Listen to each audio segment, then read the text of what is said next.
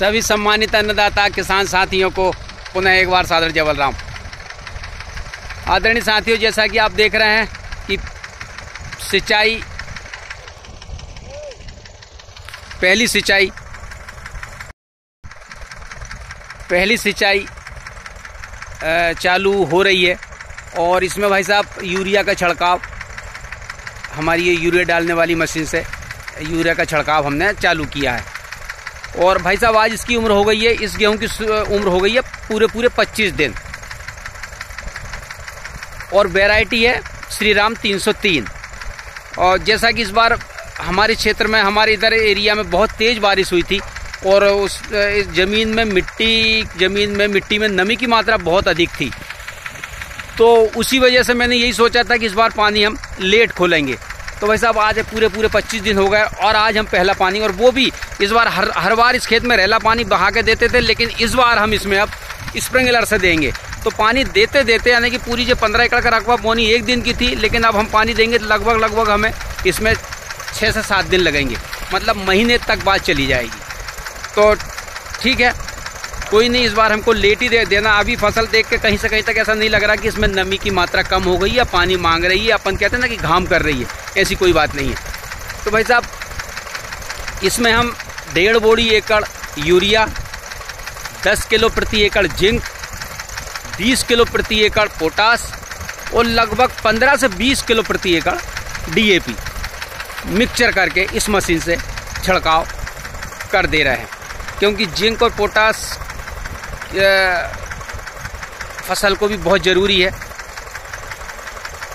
अब तक तो खैर कभी नहीं डाला, लेकिन हाँ अब हमने इसकी शुरुआत की है और इसको हमें लगता है कि इसमें मिट्टी में हमारी में जो दोनों हमने मिट्टी परीक्षण भी करवाया था, तो इन चीज़ों की बहुत कमी है।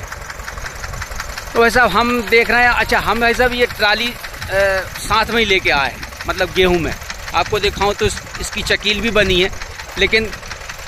पानी देने के 4-6 दिन 8 दिन बाद कहीं कुछ नज़र नहीं आने वाला, कहाँ से ट्राली निकली थी, कहाँ से आपका कोई चक्का, कोई निशान, कुछ नहीं, सब गेहूं जैसे के तैसे खड़े हो जाएंगे। भैया ये नीचे जो व्यवस्था करी है, ये हमने अलग से पुल्ली लगवाई है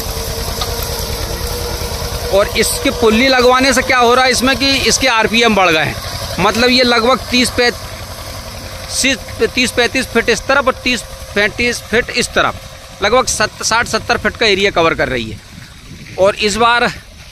ये एक बड़ी अच्छी बात है, खुशी की बात है कि इस बार हमारे कुछ सामान्य साथियों ने हिम्मत करी और हमारे क्षेत्र में यूरिया की 4 से 10 मशीन नई आई हैं और वो भी अब हिम्मत कर रहे हैं। तो मेरी तरफ से उनको बहुत बहुत बधाई कि आप देर आए लेकिन दुरुस्त आए। भाई साहब वो मैं कहूँगा कि खेती में हमको ज़्यादा से ज़्यादा मशीन का उपयोग करना पड़ेगा, तो इससे वही कि हमें खेती की लागत भी कम होगी और मिनिमम लागत में अधिकतम पैदावार हम ले पाएंगे और किस खेती को लाभ का धंधा बना पाएंगे।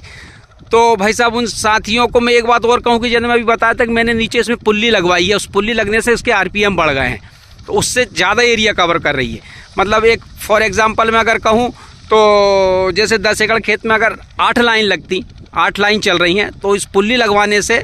RPM बढ़ गए, ज़्यादा एरिया कवर कर रही, तो उसमें लगभग 5 लाइन लगेंगी, मतलब 3 लाइन कम हो जाएंगी। तो आपने जिनने मशीन लाया है उनके लिए मेरी उनको ये रिक्वेस्ट है कि आप भी उसमें ये व्यवस्था करवा लें, नीचे पुल्ली लगवा लें, RPM बढ़वा लें, तो वो उतने डीजल खर्च में उससे कम समय में ज़्यादा एरिया कवर करेगी। और भैया ये हम ट्राली लेके ही घूम रहे हैं खेत में, कहीं कोई दिक्कत नहीं इसमें, हालांकि निशान बन गए हैं ये, लेकिन इसमें 30 बोरी यूरिया है और ट्रैक्टर ट्राली दोनों है, लेकिन कहीं से कहीं तक अभी तो दिख रहा है कि भैया चकील बन गई है, गेहूं बर्बाद हो गए हैं और उनका यार भैया ये तो सब गड़बड़ मामला है, लेकिन ऐसा कुछ नहीं है। अगले पानी देने के 8 से 10 दिन बाद ये सब कुछ ख़त्म हो जाएंगे, कहीं कोई निशान नज़र नहीं आएगा।